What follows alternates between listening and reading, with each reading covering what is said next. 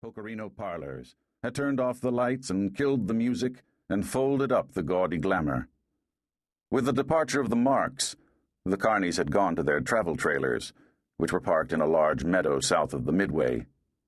Now the tattooed man, the midgets, dwarves, hustlers, the women from the girly shows, the pitchmen, the bottle pitch and ring toss operators, the man who made cotton candy for a living, the woman who dipped apples in caramel sauce, the bearded lady, the three-eyed man, and all the others were asleep or fighting insomnia or making love as if they were ordinary citizens, which, in this world, they were.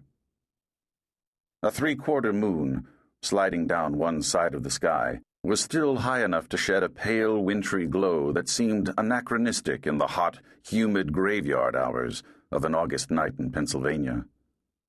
As I strolled through the lot, getting a feel for the place, I noticed how strangely white my own hands looked in that frosty luminescence, like the hands of a dead man or ghost.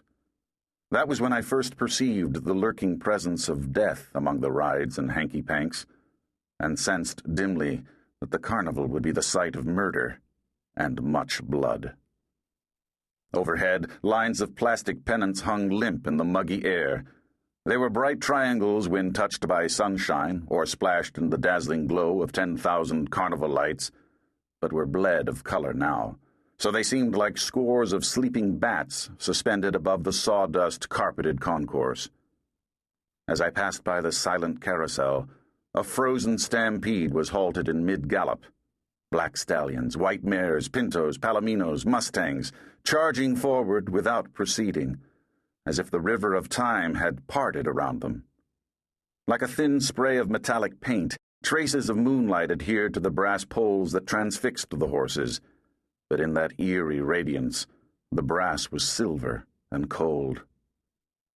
I had jumped the high fence that ringed the county fairgrounds, for the gates had been closed when I arrived.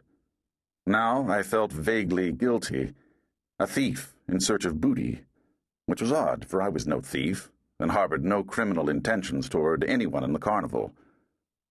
I was a murderer, wanted by the police in Oregon, but I felt no guilt about the blood I had spilled out there at the other end of the continent. I killed my Uncle Denton with an axe, because I wasn't strong enough to finish him with my bare hands. Neither remorse nor guilt pursued me, for Uncle Denton had been one of them. The police, however, did pursue me, and I couldn't be sure that even 3,000 miles of flight had won me any safety. I no longer used my real name, Carl Stanfus. At first I had called myself Dan Jones, then Joe Dan, then Harry Murphy. Now I was Slim MacKenzie, and I figured I would stay Slim for a while. I liked the sound of it. Slim MacKenzie was the kind of name a guy might have if he were John Wayne's best buddy in one of the Duke's westerns. I had let my hair grow longer, though it was still brown. There was not much else I could do to alter my appearance other than stay free long enough for time to make a different man of me. What I hoped to get from the carnival was sanctuary, anonymity, a place to sleep, 3 square meals a day, and pocket money, all of which I intended to earn. In spite of being a murderer, I was the least dangerous desperado ever to ride out of the West. Nevertheless, I felt like a thief that first night, and I expected someone to raise an alarm, to come running at me through the maze of rides, hamburger stands, and cotton candy kiosks. A couple of security guards must have been cruising the fairgrounds, but when I made my entrance, they were nowhere in sight. Listening for the sound of their car, I continued my nocturnal tour of the famous Midway of the Sombra Brothers Carnival, the second largest road show in the country. At last I stopped by the giant Ferris wheel, to which darkness brought a chilling transformation. In the glow of the moon, at this dead hour, it did not resemble a machine, especially not a machine designed for amusement, but gave the impression of being the skeleton of a huge prehistoric beast. The girders and beams and cross supports might not have been wood and metal, but bony accretions of calcium and other minerals, the last remains of a decomposed leviathan washed up on the lonely beach of an ancient sea.